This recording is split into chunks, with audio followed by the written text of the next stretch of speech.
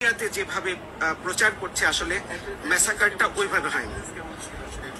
আমাদের আমি বলছি যে আমাদের ম্যাক্সিমাম বাচ্চা বের হয়ে গেছে।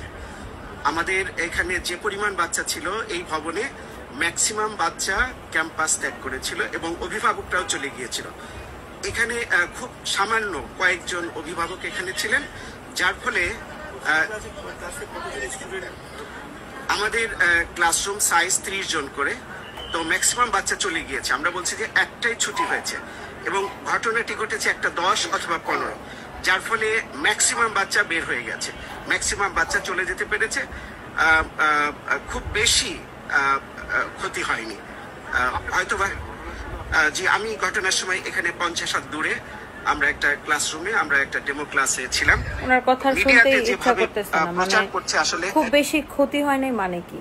যদি একটা বাচ্চাও মারা যায় সেটার কি আপনি ফিরাই দিতে পারবেন?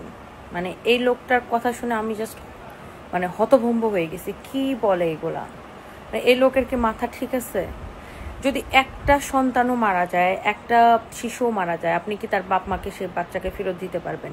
তাদের কত বড় ক্ষতি, একটা ফ্যামিলির কত বড় ক্ষতি, একটা মায়ের বুকে কত হাহাকার, একটা বাবার বুকে কত হাহাকার, সেটাকে আপনি ফেরাই দিতে পারবেন? মানে খুব বেশি ক্ষতি হয় নাই মানে কি? মানে একটা বাচ্চাও কেন মারা যাবে? মানে এরা কি মানুষের পর্যায়ে পড়ে? মানে এই বাচ্চাদের নিয়ে এই রাজনীতিটা না আমার একদম ভালো লাগতেছে না। নর্মালি আসলে পলিটিক্যাল ইস্যুতে বা কোনো ইস্যুতেই আমি মানে আমার কথা বলতে ভালো লাগে না, বা কখনো বলিও না নিজের কাজের বাইরে।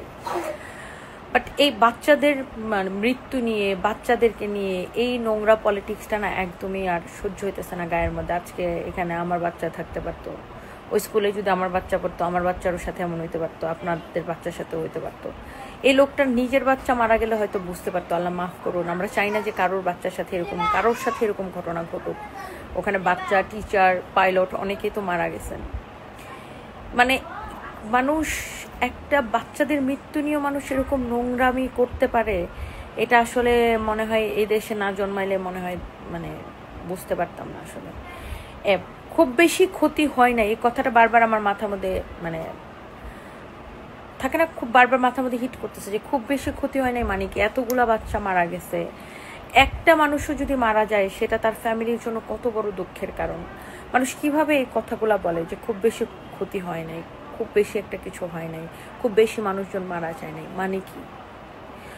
যাদের বাচ্চা এমন ভয়াবহভাবে মারা গেছে, যাদের বুক খালি হয়েছে, তারা জানে তাদের ভিতরে কি চলতেছে। আমরা দূর থেকে দেখে, আমরা অ্যাজ এ মাদার, আমিও 2টা সন্তানের মা, বা আমরা সবাই মানুষ হিসাবে আমরা চিন্তা করতে পারতেছি। আমরা যখনই ভাবি যে নিজের সাথে এরকম হলে আমাদের গায়ের লোম দাঁড়ায় যেতেছে।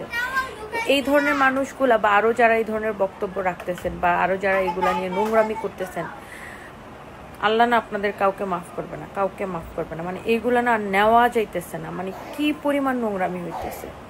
তো বাচ্চারা দেখছি দাবি করছে, 6 দফা দাবি দিছে, দাবি সরকার মেনেও নিছে।